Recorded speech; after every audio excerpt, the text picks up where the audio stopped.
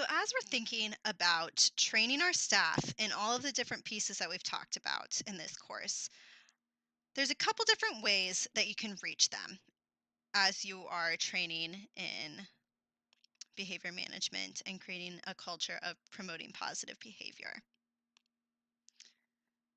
What we're going to talk about in this video is new staff orientation, observation and feedback, individual meetings, and group meetings. I want you to think about, is there any other way that you reach staff as you're training them, as you're thinking about continuous quality improvement, different pieces like that? One thing that somebody brought up at the webinar was that they send their staff emails because they have trouble finding times where they can all meet. So they send emails with, here's something that I've noticed, and here's some resources that we can talk about. And then she's able to check in with them really briefly after when they're at work, right? You got to make it work in any way that you can. So as we think about new staff orientation, it's really important to set people up for success by training them in behavior management up front. So with these new staff, we're going to be clear about expectations from the beginning and understanding organizational culture. And when I say organizational culture, one example could be, when do they come to the director with a behavior problem? What steps should be in place and have been taken before the problem escalates to involving the director? And so you should be clear about that from the beginning. I would also always be very clear about your expectations about staff's interaction with the children early on. I know that I have had staff come to my program and I suddenly hear them yelling, and I'm, talk to them afterwards, like, it's not appropriate to yell at kids. We don't need to raise our voice. And they said, I'm sorry, this is just how teachers always dealt with me, and so it's hard for me to understand how I can have more of a conversation. And so being clear about that expectation up front and then providing them with the skills to do it is so important. If there's time, which I understand there's not always, it's always fantastic to have a new staff shadow another staff or watch you model how to run a lesson, how to manage the group. And when you're doing that, it's really important to have a pre and post meeting with the new staff.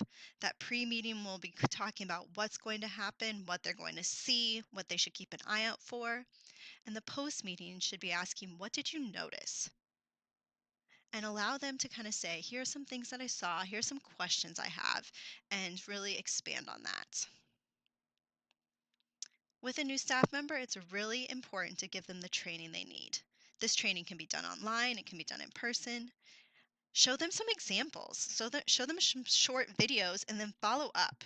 There are a lot of great resources on YouTube, including BOSTnet's YouTube page, where there are real activities being run, and a teacher has been kind enough to film themselves and then put it up online for other educators to watch and learn. And so that can give somebody who is a learner that needs to see it first something to look at, because there are a lot of times where in out of school time, this is their first time working with kids in this environment. And so they're going to need those examples. And always follow up with them. Ask them what they learned. Ask them what they noticed. With your new staff also, it's really important to think about what kind of learner they are, right? We have auditory learners, visual learners, kinesthetic learners. If somebody learns best by doing, they probably won't want to shadow for very long. They're going to say, throw me in, I'm going to try it out. Maybe I'll fail fast, but that's okay.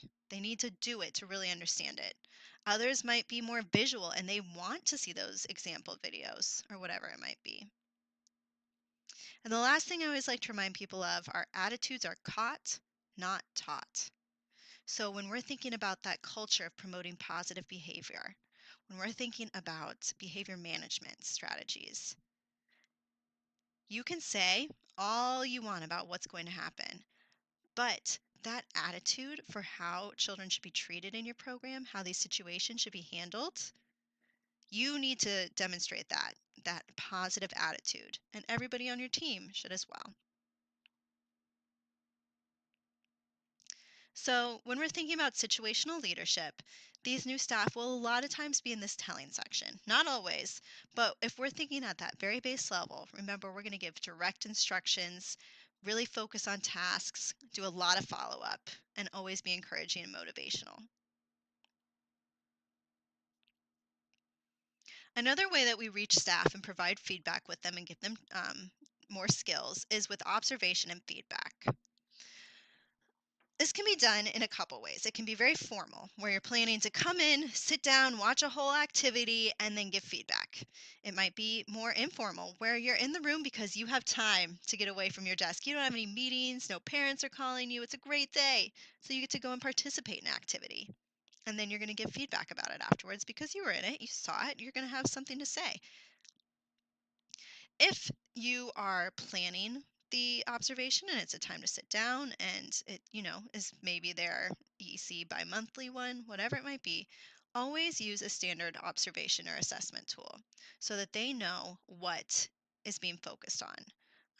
If they have previous goals that they've set, maybe they said, I've noticed that I spent a lot of time talking to the group as a whole, but not a lot of times the individual kids. Then say, all right, great, then I'm going to focus on that goal during my observation, and I'll still observe the whole time, but I will keep an eye on that.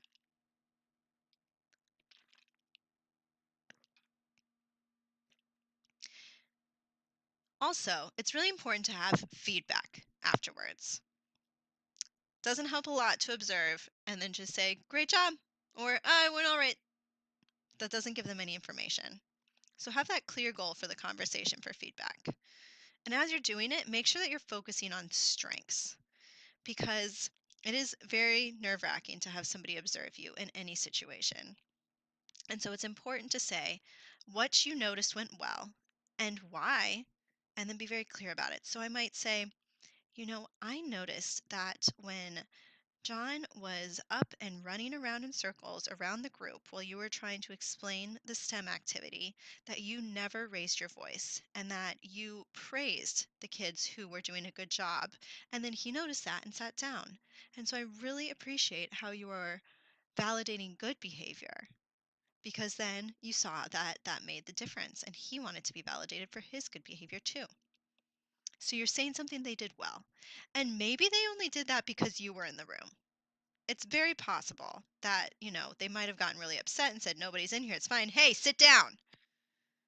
But by saying, I noticed it, it was good, and here's why it was important that it was good, then you're validating what they're doing and you're pointing out what they should do more of. And so being very strengths based. As you're being aware of where the staff is on the different matrices that we talked about, there might be more telling. There might be, saying, I noticed that when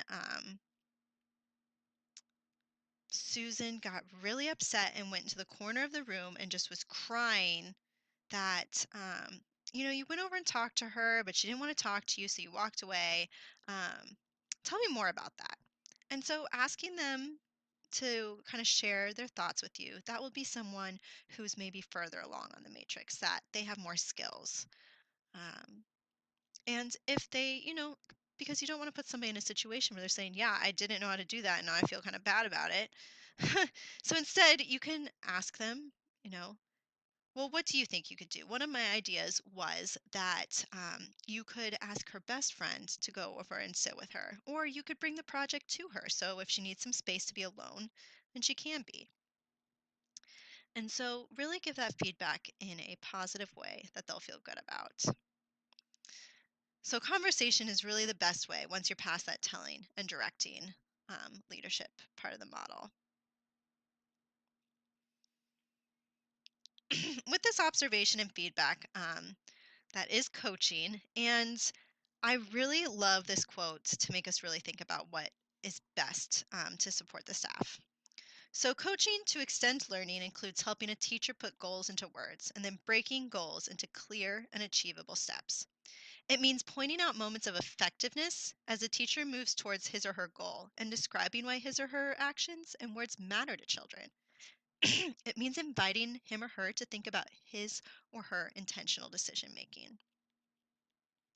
Once we're on to this section of staff being more motivated, having more skills, being more involved in their own professional development and decisions, then we want them to start thinking about it. We want to give them the words to say, here's what I'm doing well, here's what I want to work on a little bit more.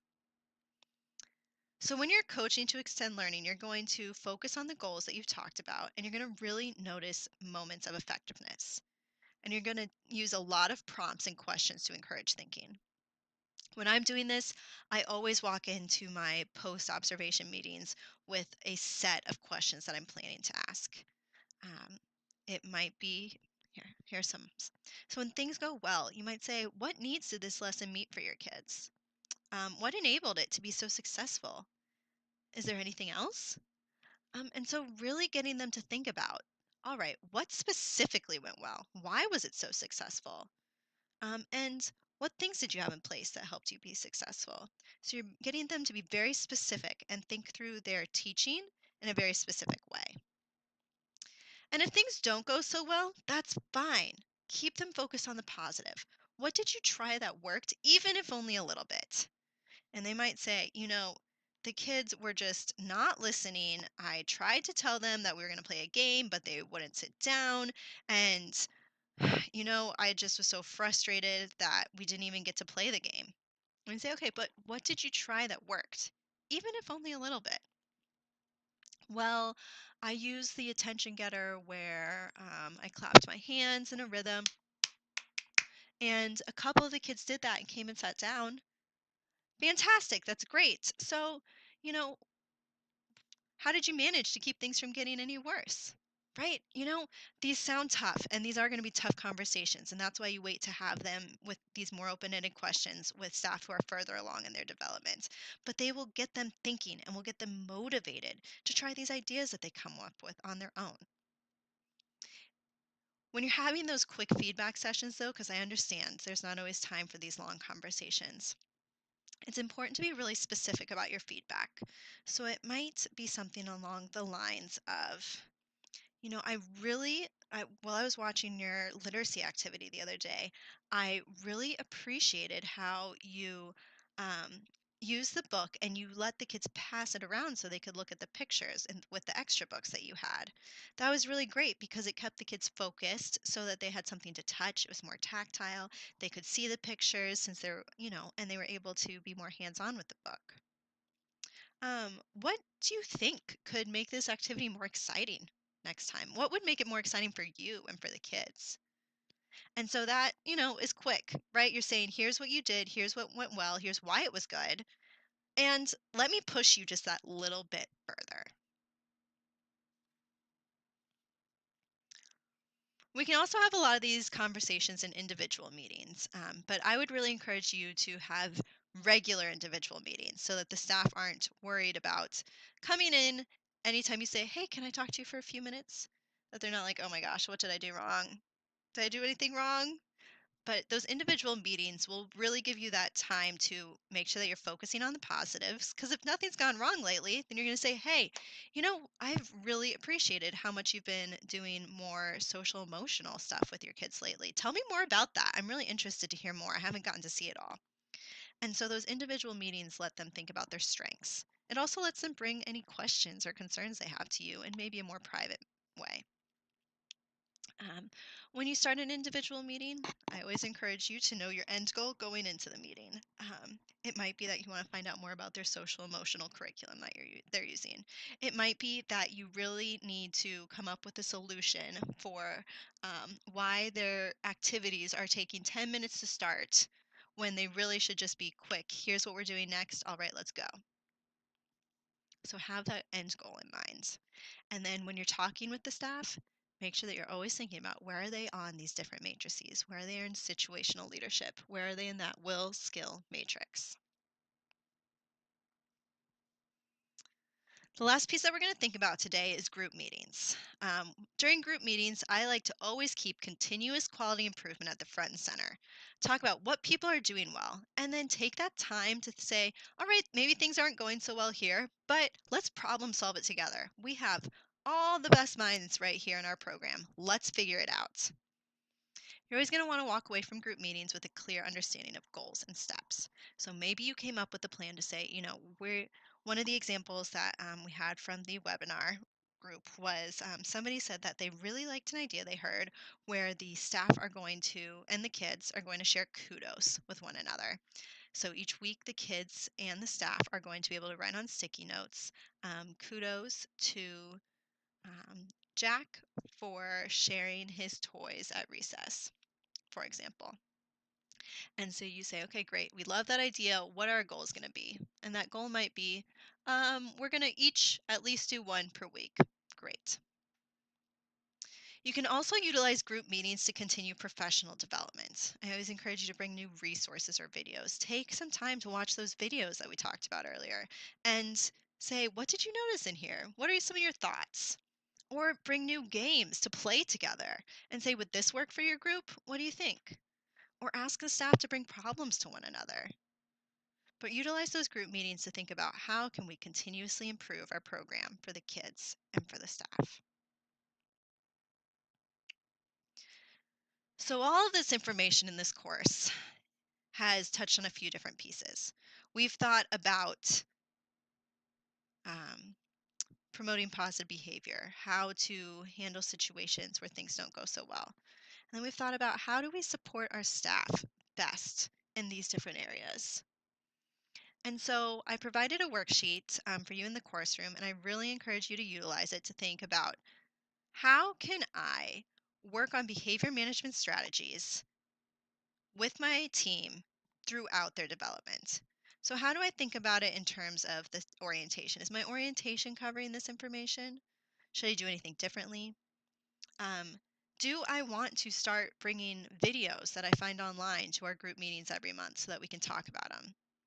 Do I want to set up individual meetings so that I can really talk with my staff every 2 weeks about what's going well, what's going not so well? Will I set up a plan where there's going to be a scenario that I present at group meetings about a behavior that we've noticed lately and we brainstorm how to best, you know, respond to it? Am I going to have my new staff shadow somebody if they're available? What does that look like? Am I going to do more regular observations? Am I going to set my own personal goal to be that I'm going to give more specific feedback to my staff? But I want you to take that time, utilize that worksheet to really give your some time to brainstorm and think it through.